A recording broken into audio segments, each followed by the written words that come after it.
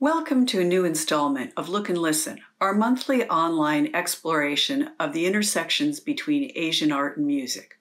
I'm Jan Stuart, the Melvin R. Seaton Curator of Chinese Art at the Freer and Sackler Galleries, which together form the National Museum of Asian Art at the Smithsonian.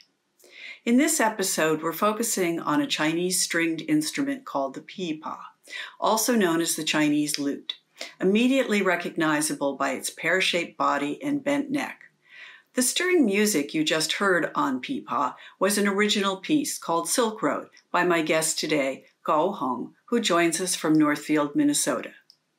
The Chinese pipa evolved from Persian and Central Asian instruments introduced into China at various times between the 3rd century BCE and 6th century CE. Over time, the pipa became quintessentially Chinese and was thoroughly integrated into Chinese religious and secular life. We'll explore the pipa's connections to the Silk Road, Buddhism, and links to poetry and painting in Imperial China. We will also discover a bond between pipa music and the ever-popular emblem of China, the dragon. Our performer today, Gao Hong, graduated from Beijing's Central Conservatory of Music and has appeared at the Lincoln Center Festival, Carnegie Hall, and the San Francisco Jazz Festival. She's also performed pipa concertos with the Saint Paul Chamber Orchestra, the Heidelberg Philharmonic, the Buenos Aires Philharmonic, and the China National Traditional Orchestra. And in 2017, she became the first Chinese musician to play the American National Anthem at an NBA basketball game, doing so on pipa for the Minnesota Timberwolves. Gao Hong's exquisite playing evokes the romance and excitement of life along the Silk Road. This name refers to a network of historical trade routes which connected China to greater Eurasia and parts of Africa, traversing mountains, plains, deserts, and seas to bring together people, ideas, and commercial goods. While silk formed an important part of the story, the flow of religious and cultural practices was of a more monumental and lasting significance. This includes the movement of Buddhism from foreign lands into China, as well as the arrival of the pipa. This brings us to the decoration on the base of this Chinese stone funerary couch dating to a little after the year 550 CE. It was probably made to support the coffin of a Central Asian Sogdian merchant resident in China. The carved motifs combine Buddhist and secular themes, including the Central Asian playing a pipa. Notice that unlike later practice in China, he holds the pipa more or less horizontally with a slight downward tilt of the neck. Around the 10th century, Chinese musicians began a gradual shift towards holding it vertically, as you see in this fragment of a mural from a Buddhist temple in North China. Although painted with flowing ink brushwork in a typically Chinese manner, the celestial musician's prominent nose, bejeweled diadem, and heavy earrings alert us that she is not Chinese. Yet, she plays the pipa vertically. It must have still been a relatively new convention in China when the mural was created.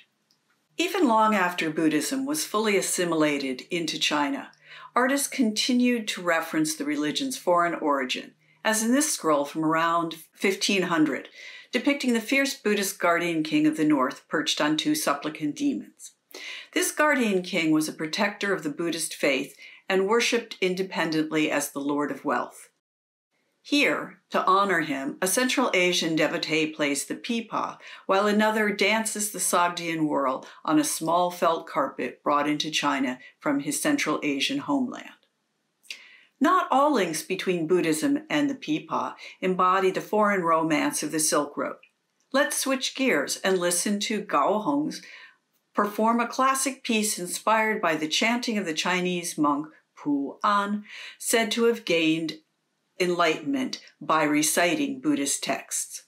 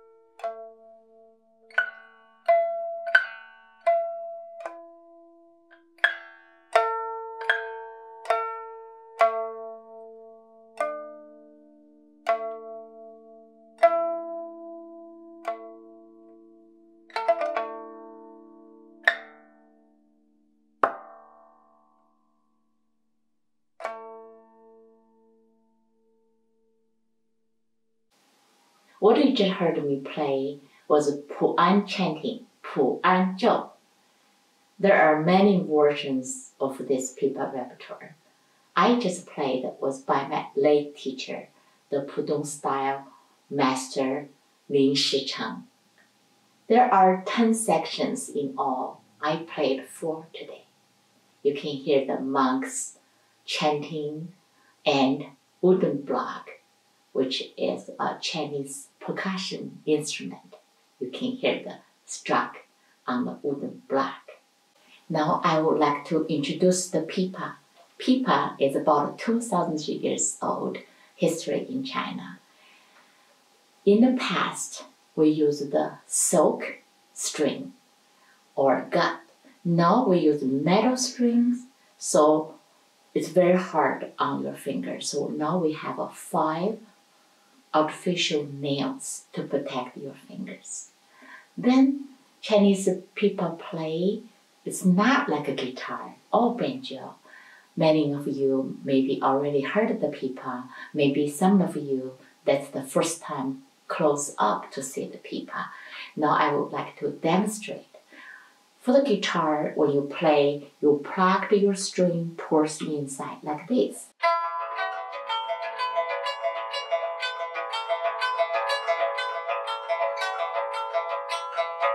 That's guitar. Chinese pipa play opposite way. I would plug my string towards out instead of in, like this.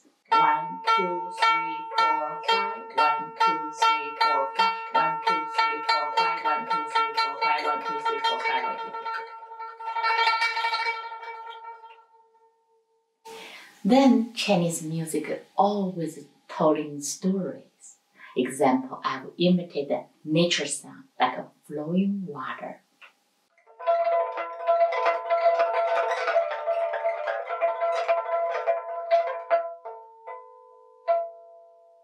Or bubbling water.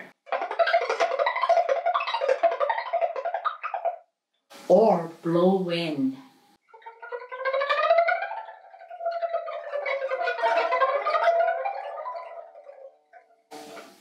Or horses trotting. I will play the melody on the top, then the horses trotting underneath. Listen this.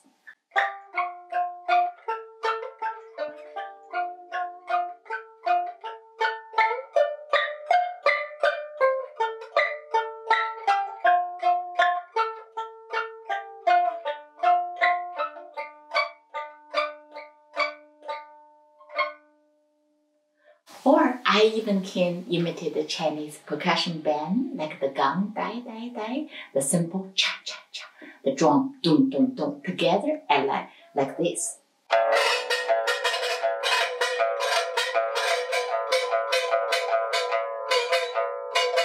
Dai, dai, dai, dai, like that. Or I can imitate the Chinese people talking. Nice to meet you. My name is Gao Hong. Nice to meet you. 我叫高红，很高兴见到你。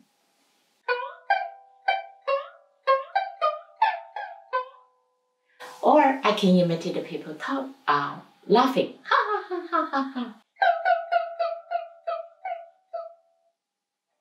Now let's back to Jan. Let us to learn how important the moon in the Chinese art and pipa music. Thank you, Gao Hong, for that fascinating introduction to your instrument and its playing techniques. Now let's turn to the pipa's links to Chinese mythology and the realms of heavenly immortals.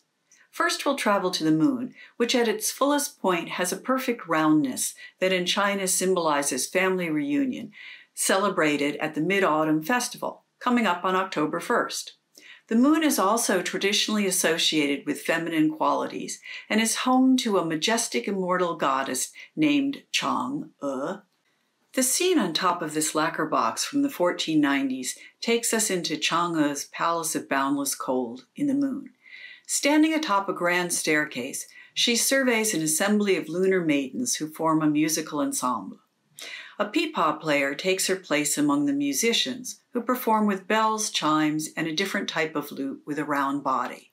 Their music inspires a figure with long flapping sleeves to dance with a phoenix, and they're joined by a rabbit standing on a low table who pounds the elixir of immortality with mortar and pestle, and a magical three-legged toad who clambers among the rocks. This box is special for its outstanding artistry.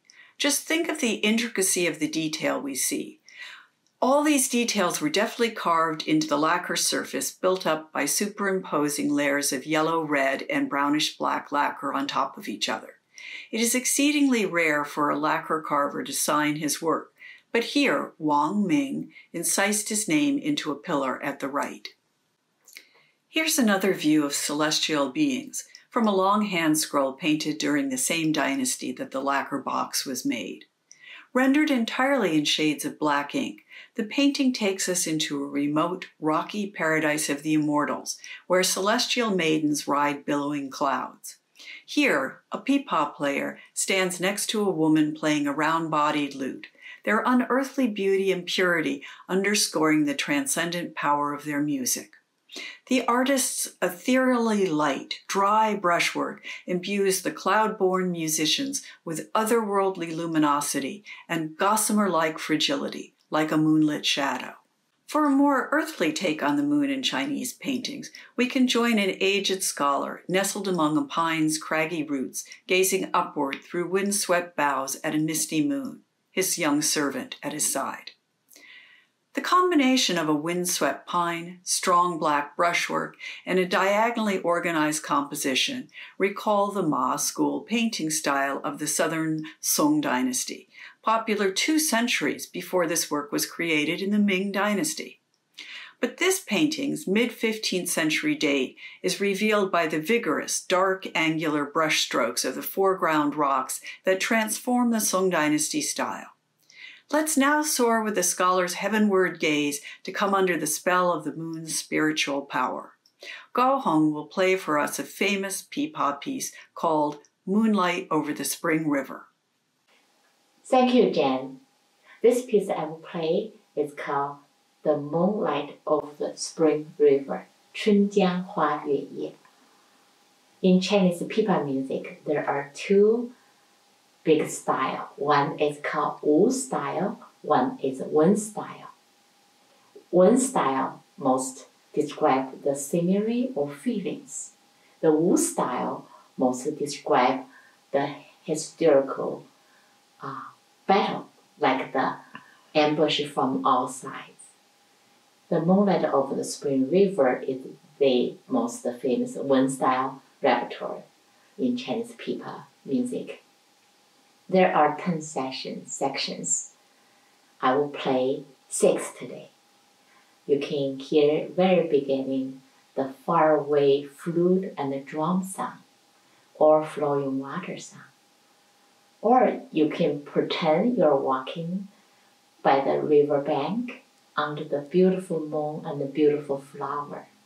You can hear the splash water hit the rocks. Then you can even hear some fishermen returning and singing at the sunset.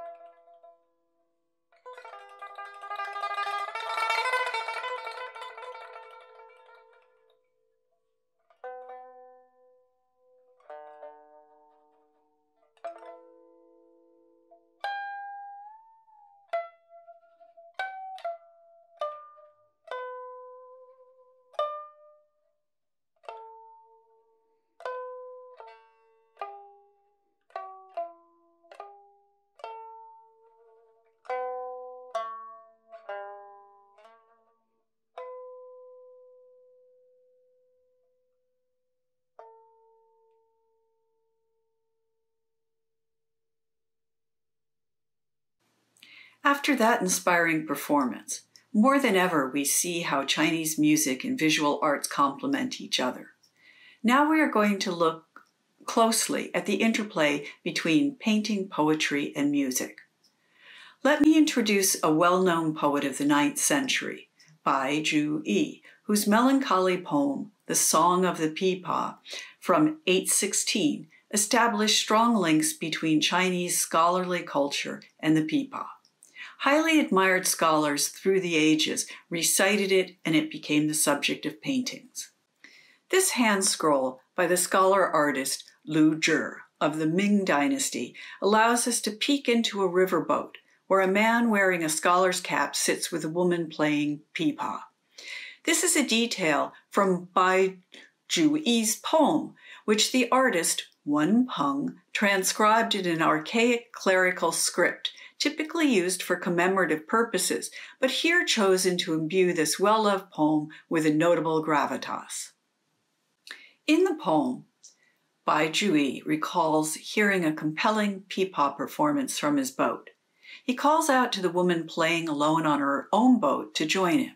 She recounts her poignant story of having been a celebrated courtesan of the capital city, but once her looks faded, she was forced into a lowly marriage with an uncaring man far away from the capital. Her words profoundly touched Bai, reminding him of his own plight in exile, banished from the capital for his criticisms of government policies.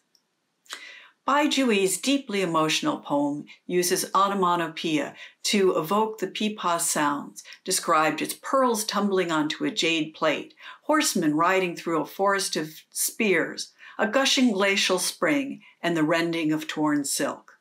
With this in mind, let's listen to Gao Hong play a piece of music by the same title, Song of the Pipa.